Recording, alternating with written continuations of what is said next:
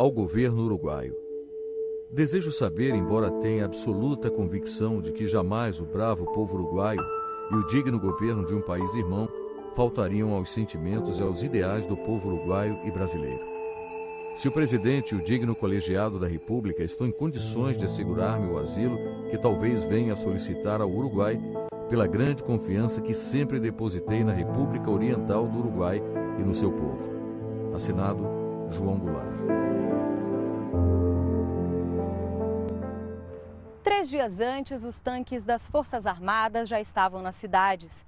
Começava aquele que seria o primeiro dia dos 21 anos do regime militar. O Caminhos da reportagem de hoje vai mostrar como era o país antes e logo depois do golpe. Você vai conhecer como foi o movimento de resistência no campo e na cidade. O golpe de 1º de abril de 1964 já estava sendo ensaiado pelas Forças Armadas há alguns anos, desde o governo de Getúlio Vargas. Esse período de 46 a 64 foi um período muito instável e tem muito a ver com o que sucedeu em 64. Basta dizer que nesse período houve 5 tentativas de golpe que são muito conhecidas. A primeira é em 54, quando se tenta depor o Getúlio, que Getúlio responde a essa tentativa de golpe com o suicídio. Os participantes dessas tentativas, muitos se repetem, porque desde a década de 50 há a formação no país de uma articulação militar e civil que tem a intenção de não permitir, de afastar, de atrasar a entrada do povo, das massas, na política. Antigetulistas, como o então deputado Carlos Lacerda e parte das Forças Armadas, também tentaram evitar a posse de Juscelino Kubitschek e do seu vice, João Goulart, herdeiro político de Vargas. Em 1961, Jânio Quadros assumiu a presidência e renunciou 7 meses depois. Os militares articularam um movimento para evitar que o vice, João Goulart, em viagem à China, fosse empossado presidente. Viva a amizade cada vez mais estreita entre a China popular e os Estados Unidos do Brasil. Do Rio Grande do Sul, Leonel Brizola liderou a chamada Campanha da Legalidade para reunir apoio a Jango. Eu fui o único repórter convidado a seguir uma viagem clandestina para o Rio Grande do Sul. Como repórter, fui para o Palácio Piratini. Durante 2 dias fiquei dentro daquele movimento participando da Rede da Legalidade. Clandestinamente voltei para o Rio de Janeiro, jovem, empolgado e aventureiro. Eu montei no Morro da Rocinha com outros companheiros engenheiros de rádio, uma estação clandestina que depois foi apreendida pelo Exército. Os militares só aceitaram a posse de Jango depois que o Congresso aprovou uma mudança no regime político brasileiro, que a partir de então seria parlamentarista. O primeiro-ministro, Tancredo Neves, teria mais poderes do que o presidente Goulart. Em plena Guerra Fria, os Estados Unidos queriam impedir o avanço do comunismo na América Latina e temiam que a experiência da Revolução Cubana influenciasse os rumos da política no continente. O governo norte-americano monitorava o Brasil, o que ficou comprovado com a abertura de documentos secretos, como este de agosto de 1962. O Serviço de Inteligência, a CIA, afirma: muitos moderados no meio político e círculos militares não gostam do sistema parlamentarista, mas não parecem dispostos a restaurar a presidência, por causa das tendências de esquerda do presidente Goulart e do primeiro-ministro Francisco Brochado da Rocha. Nesse mundo polarizado, os militares também estavam divididos em 2 grupos. Uma corrente, por exemplo, ampla, que pegava militares nacionalistas, militares comunistas, militares democratas, né? Tinha um projeto de desenvolvimento autônomo para o Brasil, valorizando, né, e defendendo as causas nacionais. Um outro grupo, que aí nessa dicotomia era até adjetivado de entreguista, entendia que o Brasil, para se desenvolver, precisava fortemente do capital estrangeiro. Em 1963, a população votou em um plebiscito pela volta do regime presidencialista. O país vivia uma crise econômica, com inflação alta e problemas no abastecimento de comida. Jango propôs as reformas de base, um conjunto de iniciativas para mudar a estrutura fiscal, bancária e agrária no Brasil. A grande tese no período João Goulart foi a reforma agrária. Num país onde os trabalhadores no campo não eram trabalhadores, eram párias. Camponeses e trabalhadores da cidade enxergavam a chance de ter suas reivindicações atendidas. O Comando Geral dos Trabalhadores, o CGT, entidade que reunia lideranças de vários sindicatos, apoiava as mudanças. Eu era um comunista, dirigente sindical, operário, parava 150 mil ferroviários, entrava na luta, na CGT, no comando, não é isso? Mas era pela reforma agrária, a reforma estudantil, coisas que a sociedade estava pedindo, certo? E o Jango estava acompanhando e cedendo. A cada medida aumentava a oposição ao governo Jango, dentro e fora do país. Uma delas foi o controle das remessas de lucro das empresas estrangeiras. O governo Jango, na época, querendo impor as reformas de base que pretendia fazer e não tendo apoio do Congresso, que era a base legal para fazer as mudanças, começou uma série de reuniões com vários setores, inclusive das Forças Armadas, e que causaram um estopim nas classes armadas, e com o apoio dessa classe média e com o estímulo da classe média e também da Igreja, as Forças Armadas, especialmente o Exército, começou a intervir. O governo norte-americano também estava disposto a agir. Em uma conversa gravada, o então presidente John Kennedy pergunta ao seu embaixador no Brasil, Lincoln Gordon, se não seria conveniente uma intervenção militar dos Estados Unidos no país.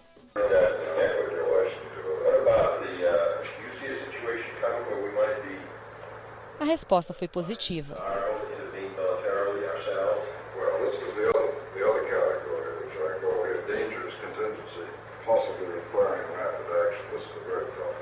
Foi o comício de Leonel Brizola e João Goulart aqui na Central do Brasil, no Rio de Janeiro, em março de 1964, que foi considerado o estopim do golpe. Mais de 150 mil pessoas ouviram o discurso de Jango, que defendia a reforma agrária e uma nova constituinte. De lutar com todas as suas forças pela reforma da sociedade brasileira. É onde as lombrigas da classe média ficaram mais agitadas e elas foram com apetite para apoiar o golpe. A Marcha pela Família com Deus pela Liberdade foi uma resposta da oposição ao comício da Central do Brasil.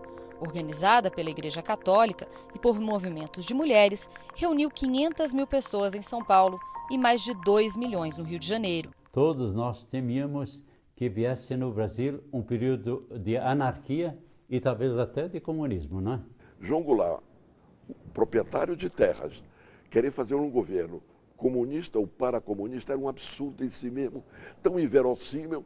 Entretanto, isto ganhava manchetes de jornais, como fato real, que estava na iminência de acontecer. Nos últimos dias de março, marinheiros e fuzileiros navais se rebelaram contra a proibição de criarem uma associação. Foram punidos pelo ministro da Marinha, mas anistiados por Jango. Em consequência disso, eles encontraram, os militares, creio, o grande argumento para a derrubada do Jango. O que aconteceu, encontrando força de autoridades civis, Magalhães Pinto, governador de Minas, Ademar de Barros de São Paulo, o próprio Lacerda no Rio. Era o que faltava para os militares iniciarem a tomada do poder. O general Olímpio Mourão Filho deflagrou em Minas Gerais o golpe. O argumento deles é que não era golpe, era uma revolução e que eles iam colocar o Brasil num outro patamar. Iam livrar o Brasil do comunismo, iam livrar o Brasil da corrupção, de vários males, iam colocar no trilho e o Brasil finalmente chegaria ao seu destino, seria uma grande nação. Naquele dia, muitos brasileiros foram para as ruas comemorar. Os sindicatos tentavam organizar, sem sucesso, uma greve geral. Estudantes também protestaram. Quando vem um golpe, a gente vai até a UNE, ver o que estava acontecendo, ver se ia haver alguma resistência, aquela coisa toda, e chegamos lá, ver o prédio da UNE sendo incendiado. Então aquilo é um trauma, né, um choque muito grande. Não pode merecer senão o mais veemente repúdio da nação. A atitude dos que procuram instaurar a desordem e ferir as instituições democráticas. A gente acompanha no noticiário, as tropas se movimentando, e de vez em quando a gente ouvia uma rádio que estava anunciando, um pouco assim, apoiando o Jango. Daí a pouquinho a rádio desaparecia do ar e entrava um dobrado militar, significa que aquela rádio foi tomada.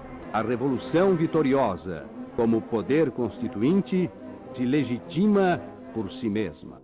Durante 18 horas, de 2 da manhã mais ou menos, até as 18 horas, melhor dizendo, eu fiquei dentro da Rádio Mariquê Veiga transmitindo no dia 31 de março todos os comunicados, inclusive de Miguel Arraes, que falou pela Rádio Mariquê Veiga por volta de 2 horas da tarde, lá do seu palácio em Recife, já anunciando estar preso pelo general Justino Alves Bastos, que era o comandante do 4º Exército. Depois de várias horas de resistência, invadiram a rádio, houve muito tiro dentro da rádio, etc. Ninguém ficou ferido, ninguém morreu. Eu consegui fugir e pedir asilo ao Uruguai. No dia 2 de abril, o Congresso se reuniu em uma sessão conjunta da Câmara e Senado, ainda de madrugada. O senhor presidente da República incumbiu-me de comunicar a Vossa Excelência que, em virtude dos acontecimentos nacionais das últimas horas, para preservar de esbulho criminoso o mandato que o povo lhe conferiu, investindo na chefia do Poder Executivo, decidiu viajar para o Rio Grande do Sul. Mas não mudou a posição do presidente do Senado. Declaro vaga a presidência da República. Ele esperou a posse do Mazili para constatar que houve um golpe de Estado, que o presidente constitucional estava dentro do país. Tinha, na época, em 64, 7 anos. Decolamos num avião às pressas, dormimos uma noite numa fazenda no Rio Grande do Sul. Os empregados estavam armados e tal, para defender e tal, porque o Exército já estava procurando algumas unidades que já estavam rebeladas no Rio Grande do Sul. E no outro dia, o avião grande da Presidência da República foi embora e de manhã chegou um aviãozinho pequeno que nos levou até o Uruguai com o piloto particular do pai naquele dia. Dia 2 de abril, os líderes contrários à intervenção militar já percebiam que não tinham muito o que fazer. Alguns sindicatos chaves, como o Metalúrgicos de São Paulo, Metalúrgicos de Santo André, Guarulhos, Osasco, amanheceram com interventores. Jango não resistiu porque não havia condições de resistência. E, inclusive, hoje, 50 anos depois, esse é o grande triunfo de João Goulart, não ter resistido, não ter conduzido o país a uma guerra civil fraticida, com a 4ª Frota Americana dentro da costa brasileira, com o governo americano pronto para reconhecer o governo mineiro e se preparar para uma luta prolongada e, inclusive, a divisão territorial de nosso país. A ameaça era que navios americanos iriam invadir o Brasil, caso houvesse resistência. Essa operação ficou conhecida como Brother Sun.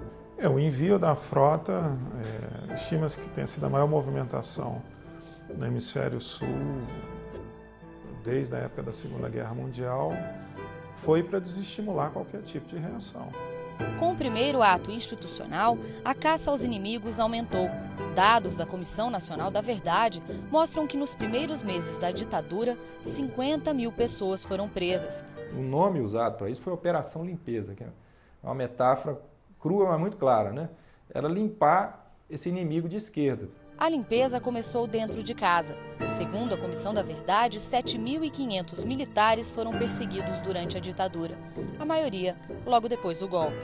E esses militares como um todo foram caçados, foram colocados na reserva, expulsos das Forças Armadas sumariamente, muitos deles dados como mortos. Faltava espaço nas cadeias. O navio Raul Soares, em Santos, o aeroporto do Galeão, no Rio, e até o estádio Caio Martins, em Niterói, passaram a receber presos políticos. Eu fui preso por ser comunista, né? Óbvio, mas eles colocaram no meu processo que eu fui preso por aviltamento à legislação. Eram tantas as prisões, que eles não tinham onde pôr preso. Os caminhões chegavam lotados, assistir dramas terríveis. A gente era jogado lá e a alimentação é uma sopa, por vezes azeda, uma vez denunciada de que era veneno. Os militares tiveram o aval da sociedade?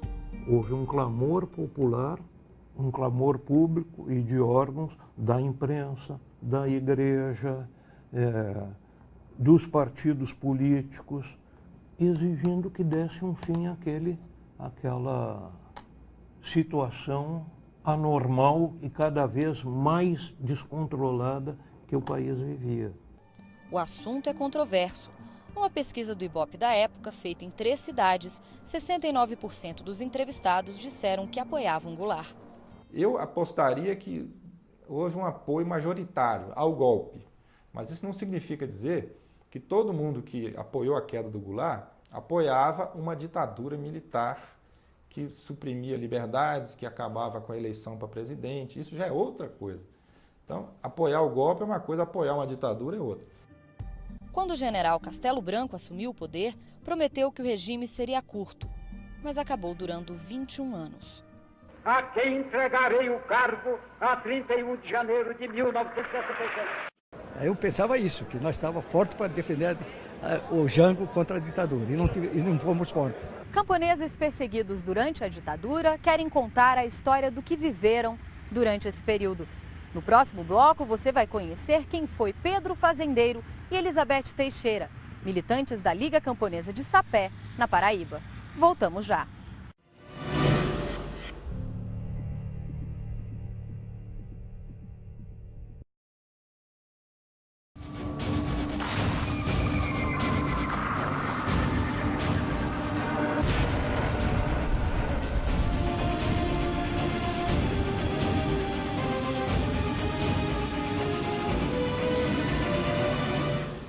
Elizabeth Teixeira tem quase 90 anos e uma vida marcada pela repressão no campo. Tudo começou quando ela se apaixonou por João Pedro Teixeira, um camponês pobre e sem estudos. O pai de Elizabeth era dono de uma mercearia, um homem rico, e não aceitou o amor dos dois. Eu disse, agora nós continuamos namorando e vamos ver como é que vai fazer. Eu posso até dar uma fugida de casa com você. Logo depois do casamento, João Pedro se tornaria o principal líder dos camponeses na comunidade de Sapé, na Paraíba. Tu vai falar o que com esses trabalhadores? Ele disse, eu vou falar com os trabalhadores sobre a sobrevivência deles no campo. Eles aceitaram as palavras dele, vêm com ele, chegam em Sapé, compram uma casa em Sapé e fundam essa Liga Camponesa. As leis trabalhistas aprovadas por Getúlio Vargas na década de 40 tinham deixado de fora os trabalhadores rurais. O Partido Comunista Brasileiro, o PCB, ampliou a sua atuação no campo e organizou as primeiras associações de trabalhadores rurais.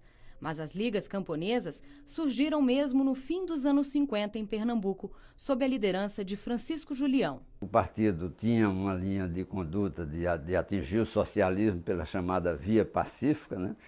O Julião era exatamente o contrário, né? Tinha o lema reforma agrária na lei ou na marra, né? Quer dizer, era já propondo a luta armada, né? Inicialmente, essas ligas, inclusive, tinham um caráter meio assistencialista, né?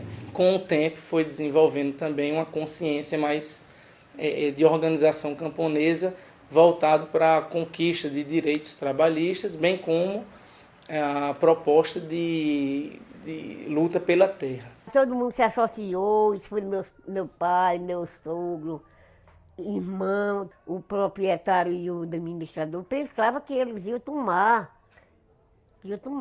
as terras deles. Aí pronto, a conversa era que ia tomar as terras, era os comunistas que iam tomar as terras e botava a gente atrás para massacrar. Elizabeth conta que quando os camponeses passaram a exigir seus direitos, João Pedro ganhou a inimizade dos fazendeiros e começou a ser ameaçado. Aí chegava em casa, me abraçava os filhinhos, né? E dizia que ia ser assassinado, né? Eu disse, mas João Pedro, tu vai ser assassinado por conta dessa tua luta na Liga Camponesa. Ele disse, por conta da luta da terra. Ele foi assassinado em 1962 numa emboscada organizada por fazendeiros e policiais. Morreu perto de sua casa. E 2 policiais assassinaram ele, né? Deram tiro e assassinaram. Eu peguei na mão dele e disse, João Pedro, a partir de hoje eu continuo a sua luta. Depois da morte de João Pedro Teixeira, a Liga Camponesa de Sapé cresceu ainda mais e tornou-se a maior do estado da Paraíba. Em 1964, pouco antes do golpe militar, ela tinha cerca de 10 mil camponeses associados. Ficou mais forte ainda, mas foi quando eles começaram a matar mais gente. Botaram 8 moradores para fora e eu fui até lá resolver o problema que eles vieram na minha casa chorando. E eu fui lá, falei com o proprietário, eles calados estavam, calados ficaram. Minha filha mais velha, Marlúcia, me abraça, me beija de manhã. A senhora vai presa, mas não vai ter o direito de voltar. Porque assim como tiraram a vida de meu pai, vão tirar a sua. Aí eu saio presa, quando eu chego em casa, minha filha está morrendo. Ela botou veneno no mel, tomou e morreu.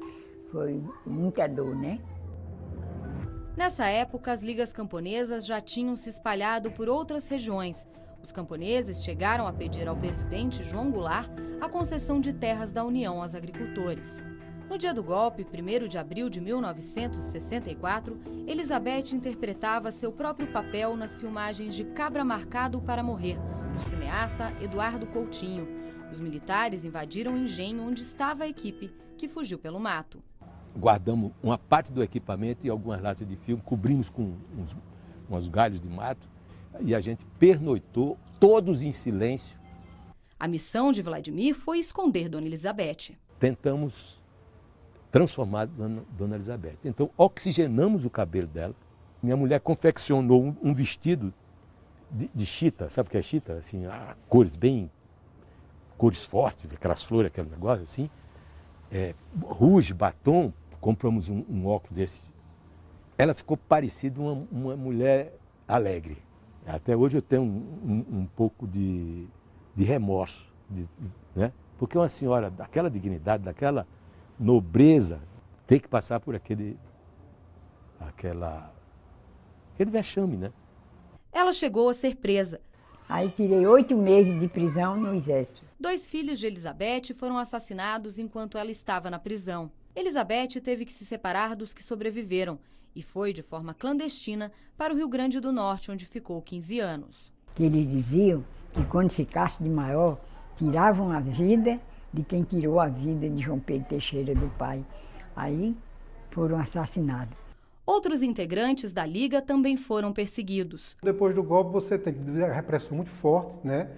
A registrada, sob as lideranças que foram presas, foram fichadas, responderam inquéritos policiais militares.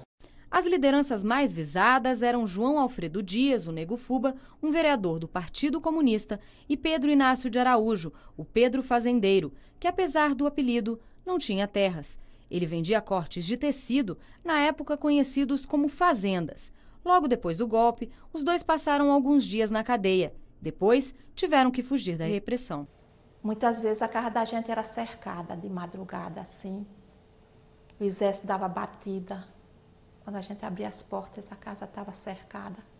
As filhas lembram que Pedro resolveu se entregar à polícia e foi preso no mesmo presídio que Nego Fuba. Ele disse à minha mãe, mulher, quem não deve não teme, eu vou logo esclarecer isso. Ele alisou minha cabeça, deu um cheiro e disse assim, eu vou ali, minha filha, mas eu volto logo. E até hoje não voltou. A família de Pedro Fazendeiro sempre o visitava na prisão. Ele guardava o pão da semana toda para dar para minha mãe, para a gente comer em casa. Então eu tive essa lembrança, assim, desse carinho, que mesmo estando ali preso, ele continuava preocupado com os filhos. No dia 6 de setembro de 64, minha mãe perguntou assim a ele, Pedro, você tem alguma esperança de sair daqui? Quando é que você sai? E ele, muito triste, assim, o semblante dele foi muito triste nesse dia, assim. Aí ele disse, não, eles querem que eu descubra coisas que eu não sei. Depois de soltos pelo exército, Pedro Fazendeiro e Negro Fuba nunca mais foram vistos. Eles são os primeiros camponeses desaparecidos durante a ditadura. Quando cheguei lá, aí minha mãe disse, eu quero falar com Pedro Inácio de Araújo, Pedro Fazendeiro, que está preso aqui. Aí o oficial do dia disse assim, ele foi solto. Aí ela disse, ele não foi solto, ele não chegou em casa. Aí as palavras do oficial do dia foram essas. Se ele não chegou, é porque a polícia pegou.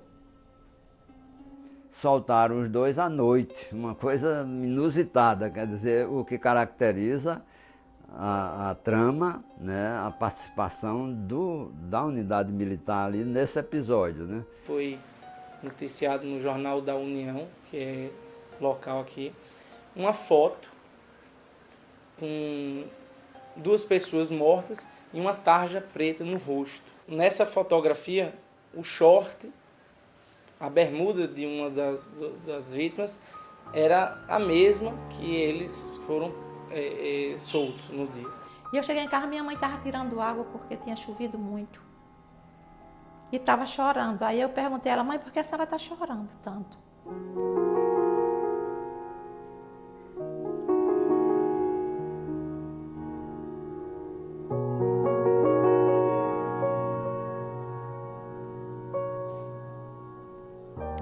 Aí ela disse assim, porque se esse homem não fosse seu pai, e se ele não achou quem chorasse por ele, ele achou a mim. Aí mostrou o jornal. Aí eu também não tive mais dúvida. Sabia que era meu pai. Por conta da repressão, as ligas camponesas deixaram de existir formalmente depois do golpe. A repressão foi muito forte. Tanto pelo poder militar, mas no clima do golpe, no campo, os proprietários de terra se sentiram absolutamente à vontade para poder eles mesmos reprimirem. É como se houvesse, então, uma legitimidade para essas ações de violência no campo. O que mais nos marcou foi essa conjugação da violência pública e da violência privada, o anonimato de boa parte desses casos, que são terríveis, são chocantes mesmo. Né? Por exemplo, torturas que eram infligidas a trabalhadores, como, por exemplo, passar os capangas de um fazendeiro, passavam um mel no corpo do trabalhador e o deixavam amarrado para que as vacas lambessem até que o corpo ficasse em carne viva.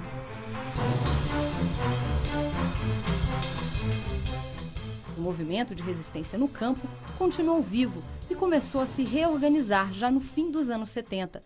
Margarida Maria Alves foi uma das lideranças que despontaram nessa época, à frente do Sindicato dos Trabalhadores Rurais de Alagoa Grande, na Paraíba. As bandeiras de luta de Margarida era a carteira assinada, o 13º salário, o repouso semanal e 8 horas de serviço. Em 12 anos à frente do sindicato, Margarida moveu 600 ações trabalhistas contra senhores de engenho da região. Ganhou a maior parte delas e começou a incomodar os grandes proprietários. Eu lembro que meu pai, uma vez ele me disse que um dia minha mãe estava muito triste, né? Chegou cabisbaixa de uma viagem lá de Guarabira, que ele foi também junto com ela. E ele disse, filhinho, o que é que você tem? Aí ela disse, filhinho, eu vou morrer. Né? Eu só não sei o dia nem a hora, mas eu vou morrer. Que é isso, filhinha? Se é. Agora eu só sinto por causa de Arimateia, porque Arimateia vai ficar sem mãe. A sindicalista Margarida Alves vivia nesta casa humilde em Alagoa Grande com um filho pequeno e o marido. E foi aqui, em agosto de 1983, quase no fim da ditadura militar, que ela foi assassinada, na porta de casa, com um tiro a queima-roupa. De 6 para as 7 horas, na sua casa modesta, ouviu chamar lá na porta, ela educada e honesta. Foi atender o bandido, lhe deu um tiro na testa. Já caiu desfalecida do tiro que recebeu. O criminoso maldito, ninguém não o conheceu. Aquela infernal serpente entrou no carro e correu. Eu lembro que eu vi o tiro, o estampido. Quando eu olhei para minha casa, eu via muita gente indo para lá. Não entendia o que era aquilo, né? E eu lembro que eu corri. Quando eu cheguei na calçada de casa, já tinha um sangue descendo. E eu, né, bati na janela de casa, pai, e estava tudo fechado, né? E eu lembro que eu dizia, pai, sou eu, pai, abra. E ele abriu uma frestazinha da janela, né? Eu lembro que quando eu pulei, isso aí eu não esqueço nunca, quando eu pulei a janela, já foi em cima do corpo dela, né? Já sem vida e muito sangue. Quando espalhou-se a notícia pelas ruas da cidade, parentes, sócios e amigos diziam, não é verdade. E as lágrimas corriam em rios que faziam piedade. Foi o grupo da Várzea, mas teve também o aparato do Estado. Se a luta dos camponeses pela terra incomodava o regime militar, a construção de rodovias e de grandes projetos de infraestrutura, como as hidrelétricas, passavam muitas vezes por terras indígenas. Essas terras são todas concedidas a grandes empresas que passam a fazer uma limpeza geral. Derrubada de árvores, madeira de grande valor, para transformar isso em projetos agropecuários. Os povos indígenas eram vistos como empecilhos ao desenvolvimento. A etnia Tenharim, que vivia no sul do estado do Amazonas, teve suas terras cortadas pela construção da rodovia Transamazônica. E quando a estrada foi chegando, ela foi atingindo em cheio as aldeias, passando por cima das aldeias, cemitérios, foi destruindo a caça, foi prejudicando a parte da pesca, conforme depoimentos dos próprios índios, né? Centenas deles acabaram morrendo nesse processo da construção da Transamazônica. O antropólogo Stephen Baines chegou ao Brasil na década de 70 para fazer doutorado. Ele pesquisava os índios da Amazônia e, depois de muita insistência, conseguiu permissão da FUNAI para viver com os Waimiri Atuari.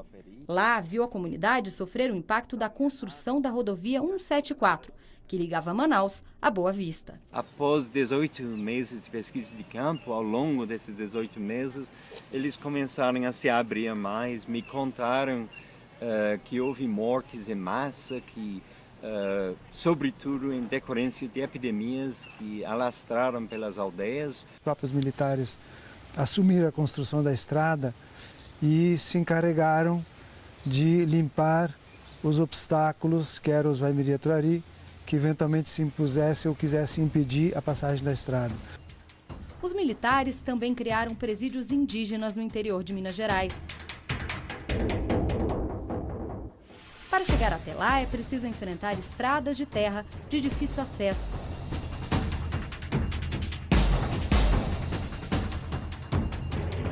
E atravessar de barco o Rio Doce,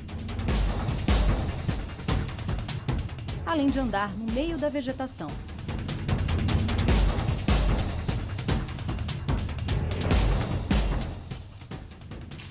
Aqui são as antigas ruínas do presídio de Krenak.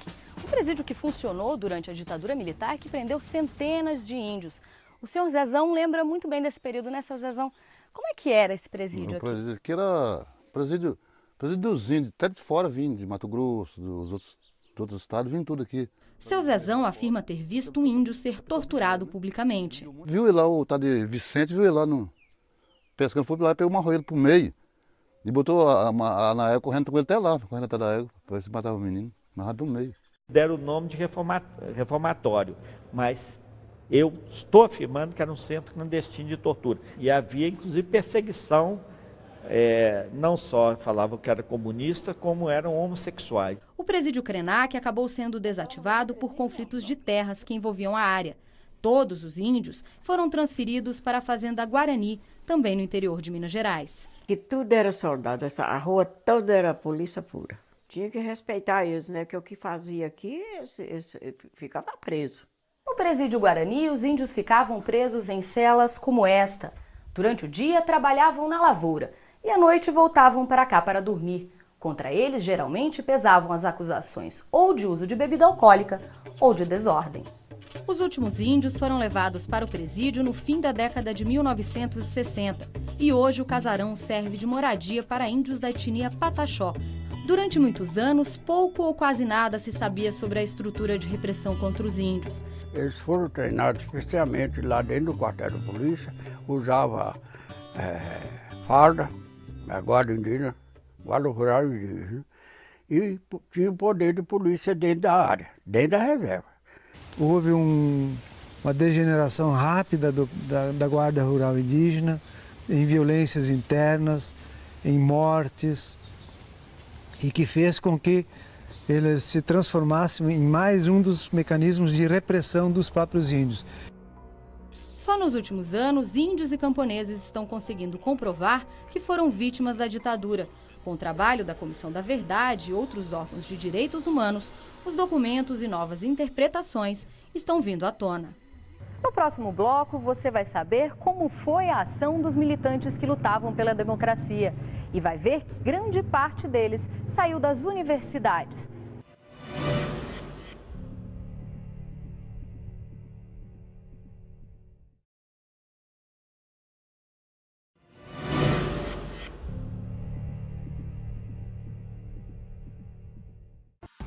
Eles foram alguns dos estudantes que tomaram as ruas para criticar o regime no fim dos anos 60.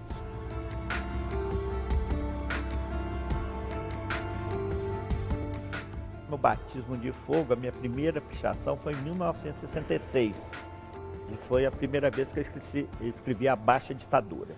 Em 68, a vanguarda do pessoal que foi para a rua era universitária, eram líderes estudantis, com participação de professores, né? Ia para a rua, tomava cacetada, organizava uma coisa maior, começava a levar tiro, bomba, essa coisa toda. Então foi havendo essa radicalização muito grande. No exílio, João Goulart articulava a Frente Ampla para restaurar a democracia, com Juscelino Kubitschek e Carlos Lacerda, que antes haviam apoiado o golpe. O próximo grande passo da Frente Ampla é começar a luta dentro da lei, pela recuperação do direito do povo votar. O ano de 1968 foi marcado por muitas manifestações. A morte de Edson Luiz com um tiro no peito dentro do restaurante dos estudantes levou 100 mil pessoas a uma passeata contra a ditadura no Rio de Janeiro. Nós percebemos que a ditadura realmente era uma ditadura à maneira hitlerista, a maneira de Mussolini e a maneira de Franco, naquele momento em que eles começaram a caçar as pessoas. O discurso do deputado Márcio Moreira Alves, recomendando um boicote às festividades de 7 de setembro, também irritou os militares. O Congresso se recusou a afastá-lo, mesmo com a pressão do regime. No dia 13 de dezembro, à frente do Conselho de Segurança Nacional, o então presidente Costa e Silva editou mais um ato institucional, o AI-5. Fica decretado o recesso do Congresso Nacional a partir desta data. Além de fechar o Congresso, o AI-5 previu pena de morte para crimes políticos, proibiu qualquer forma de manifestação contra o regime e criou a censura prévia aos meios de comunicação. Já havia esse terrorismo, mas com o AI-5 foi oficializado o terrorismo. Então eles entravam, invadiam as casas e prendiam as pessoas sem nada. Me parece claro hoje que o governo sentiu essa mobilização de oposição, que não era só dos grupos estudantis que estavam pegando em armas, não. Era o jornal que já não estava satisfeito, eram alguns empresários que estavam ansiosos, era a Igreja Católica que estava mudando de lado. A escolha de fazer o AI-5 decorreu de outras razões também, né, de gente do governo e da direita que apoiava o governo, que queria uma ditadura mais dura, independente da oposição ou não.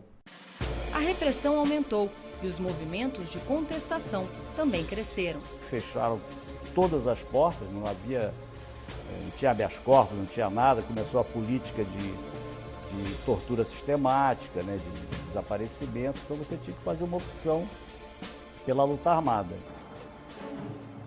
O maior grupo de luta armada foi a Ação Libertadora Nacional, a ALN, criada por Carlos Marighella. Era uma dissidência do Partido Comunista Brasileiro, que defendia uma resistência pacífica. Uma das maiores ousadias foi o sequestro do embaixador dos Estados Unidos no Brasil, Charles Elbrick, em conjunto com o movimento revolucionário 8 de outubro MR8. O diplomata foi solto após a libertação de 15 presos políticos que foram levados para o México em um avião das Forças Armadas.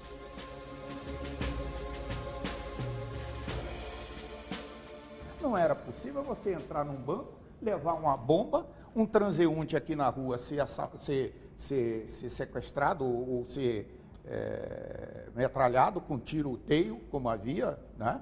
E sequestros, assaltos a banco, tudo isso havia também. Embora na ditadura nos achassem de terroristas, não éramos terroristas. Nós éramos jovens idealistas com o dever de lutar contra uma ditadura. Nós tínhamos esse direito e o dever, principalmente. Para coordenar e integrar as ações de combate aos grupos de esquerda, o governo militar criou o Destacamento de Operações de Informações, Centro de Operações de Defesa Interna, mais conhecido como DOI-CODE. Vários tipos de pessoas desenvolviam essas atividades. Existiam pessoas talhadas para torturar, pessoas com habilidade para interrogar, pessoas com vocação para matar. O ex-delegado do Espírito Santo, Cláudio Guerra, assume que matou presos políticos. Saí daqui para executar pessoas. Saí para executar no Rio, em São Paulo e Recife. Eu sei que no Rio, na mando do governo, no Rio foi 2 ou 3 pessoas, em São Paulo foi 2 mais ou 3, e em Recife foi 1. A estrutura da repressão contava ainda com o Departamento de Ordem Política e Social, DOPS. Os funcionários recebiam treinamento especial. Todos os alunos desses cursos tiveram treinamento, não é, de tortura, de métodos de tortura, de técnicas de interrogatório. Choques elétricos no ouvido, nos dedos dos pés, das mãos, né? Muito choque na vagina, muito. Então, para nós mulheres, eu acho que para os companheiros também, é alguma coisa muito violenta. Eu já relatei esse fato. É algo, não é nem nojento, eu não sei descrever o que significa para uma mulher. Um torturador introduzir o dedo com fio elétrico na sua parte mais íntima. E é duro falar sobre isso, sabe? Mas eu acho que tem que ser registrado. Por mais que me doa, eu tenho que falar. O ato sexual se tornou alguma coisa assim, muito difícil para mim. Então, o que eu posso dizer? Me tornei uma mulher estéril e sem companheiro.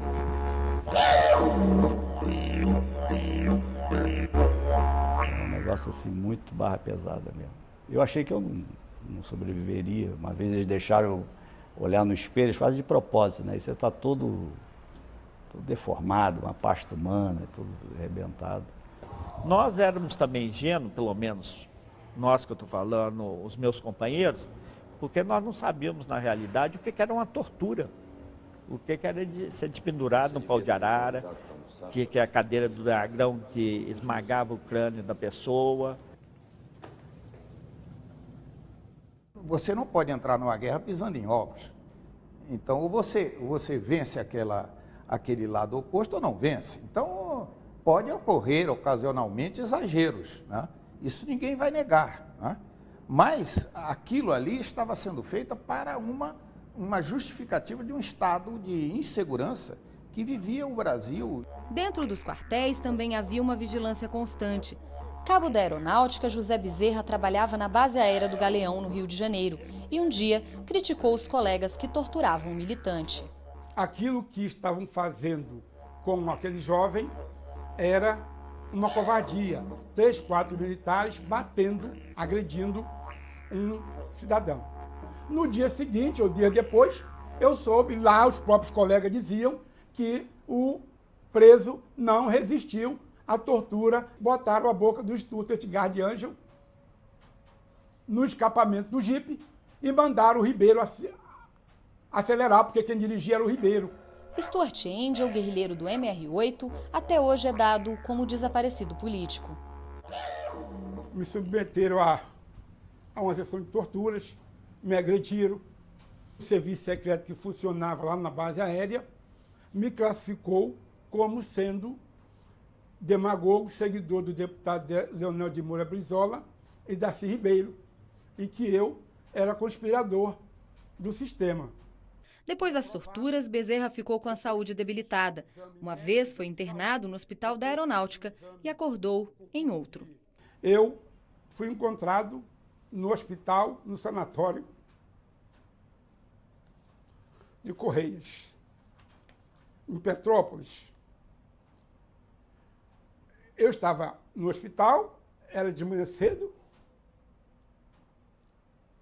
e eu não sabia como tinha ido para lá. Este documento da Aeronáutica cita o cabo enfermeiro José Augusto de Queiroz Ferreira Filho. Diz que ele deve ser reformado com quadro de doença mental grave e recomenda que conste no prontuário que o louco do sargento Queiroz é o único militar que luta por democracia no Brasil. As internações compulsórias existiu muitas vezes na FAB, de militares que se opunham a essa tirania foram internados como doentes mentais, ficava no Hospital Central da Aeronáutica, depois ia para o Hospital Central do Exército, onde tinha uma psiquiatria maior, e depois era jogado nos campos dos hospitais psiquiátricos, como o de Correia. Você entrava e não saía mais. As cicatrizes, elas nunca abandonam a gente. Elas acompanham a gente. A gente vê todo dia. Você vai tomar banho, você vai trocar de roupa, você vê. Usava-se o teatrinho na rua, não é certo? Simulava um tiroteio e a pessoa, né, morria ali, etc, etc.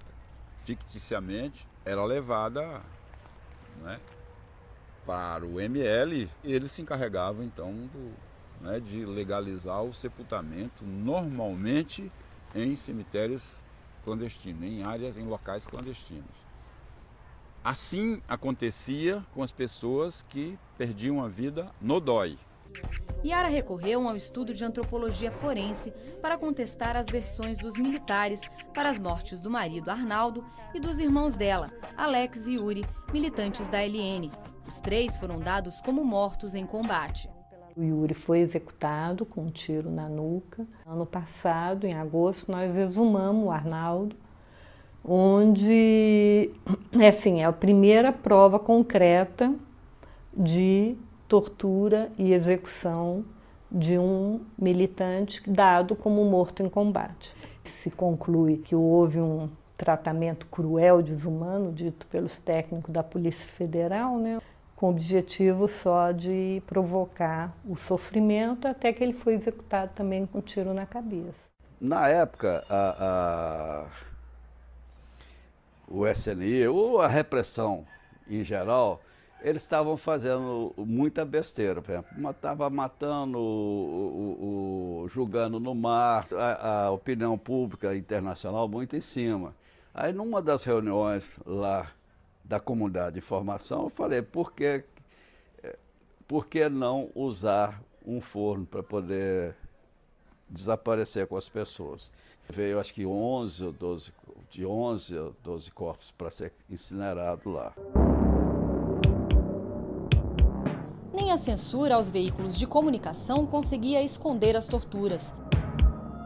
Quando você denunciava que tinha sido torturado, primeiro os auditores não queriam registrar. Nós fizemos muitas greves de protesto. O presídio do Rio de Janeiro iniciou a greve de fome antes de começar o processo da votação da anistia. Em janeiro nós mandamos carta praticamente para todos os presídios onde tinham presos políticos.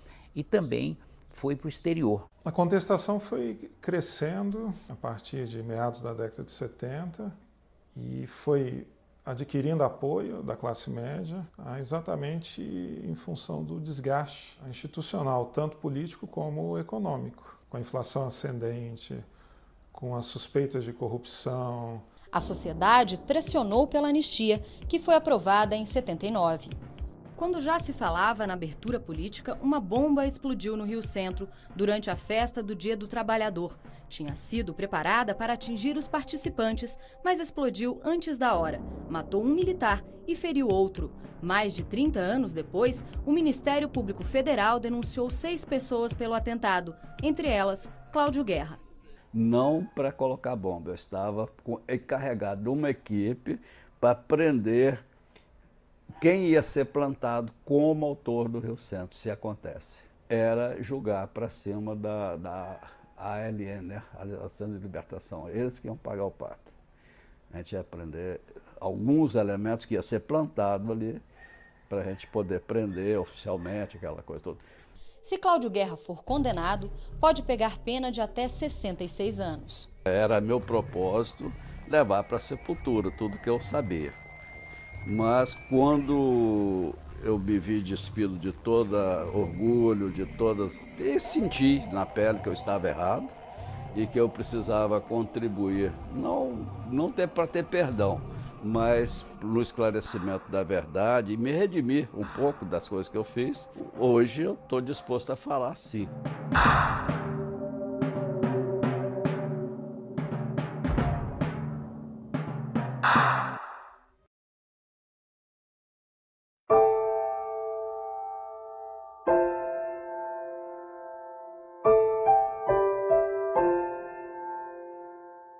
Se não queremos conhecer o que fomos, né, como nós vamos saber o que queremos ser?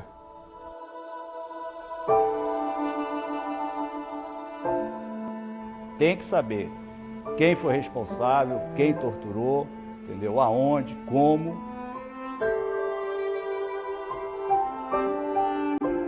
Não há quem tire isso, não há indenização, não há reparação financeira que tire isso. É uma luta que não termina enquanto a gente não tem a justiça. Eu não tenho arrependimento não de ter continuado a luta de João Pedro. Hoje eu estou aqui, né? A vida, né, é um pouco difícil da criatura aqui em nosso país, o Brasil.